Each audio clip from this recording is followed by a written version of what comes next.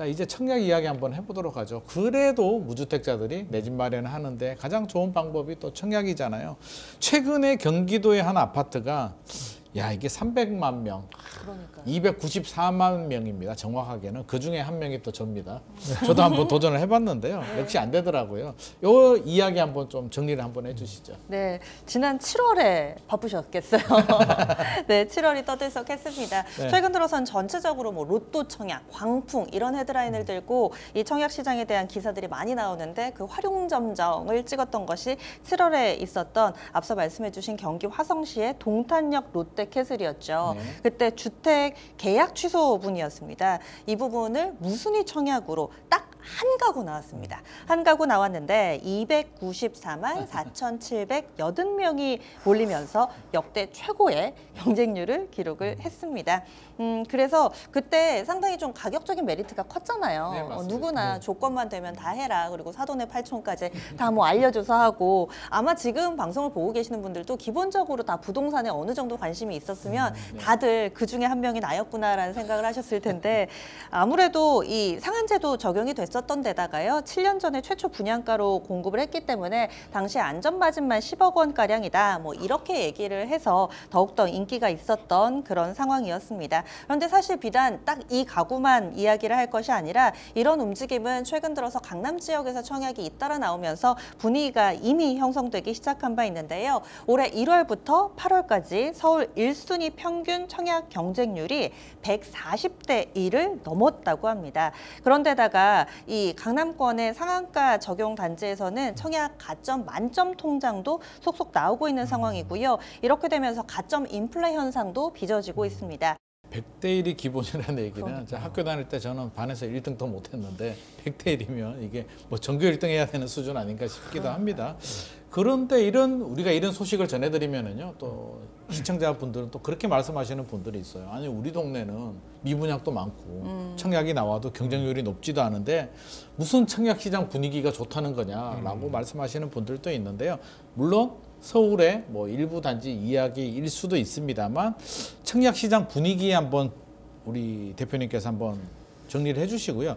혹시 이게 투기로 뭐 이게 사실은 294만 대 1 사실상 투기 수요잖아요. 안 될 줄 알면서 저도 한번 넣어보긴 했습니다만 투기로 저는 변질됐다라고 볼 수도 있을 것 같은데요. 이 문제점은 없을까요? 문제점이 저는 많다고 생각합니다. 많다. 예, 많다고 생각하는데요.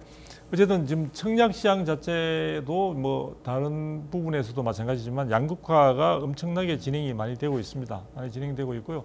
지금 조금 전에 이제 말씀하신 부분에 있어서 우리가 보게 되면은 만점자가 지금 청약도 많이 했다 이야기를 하는데 그 부분에서 저는 가점제가 가지고 있는 한계점이 분명히 드러난다는 생각이 들거든요.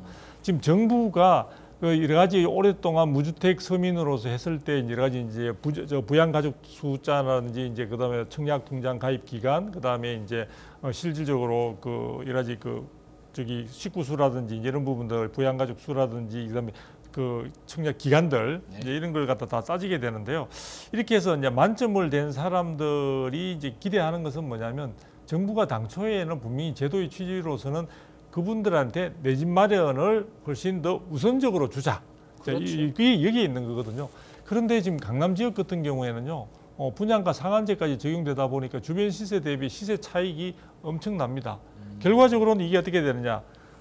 결국은 그 해당되는 그 자격증, 특히 만점을 가진 사람은 그냥 신청하면 당연히 되는 부분들이니까 다른 결격 사유가 없다면 그 사람한테 정부가 내 집 마련의 어떤 꿈을 실현시켜 준다는 당초의 취지에다가 엄청난 수익을 특별한 반대 급부 없이 자격을 갖추고 있고 청약한다는 이유만으로 청약 자체가 기존에는 추첨제가 처음에 출발할 때는 추첨제이기 때문에 그런 운수나 이런 것도 없이 그냥 바로 확정적으로 정부가 수익을 안겨주는 것과 다름이 없는 시기로 되다 보니까 청약 통장 자체가 굉장히 부정 청약이 만연할 정도로 이미 투기장화되었다고 볼 수가 있는 것 같습니다. 그래서 저는 청약 제도 자체의 방식도 가점제 부분이 가지고 있는 방식을 조금 개선할 필요가 있는 것 같고 분양가 상한제 부분도 지금 상황에서는 뭔가 다시 한번 재검토해 봐야 되지 않을까. 그래서 최근에 와서는 강북 지역의 경우에는요.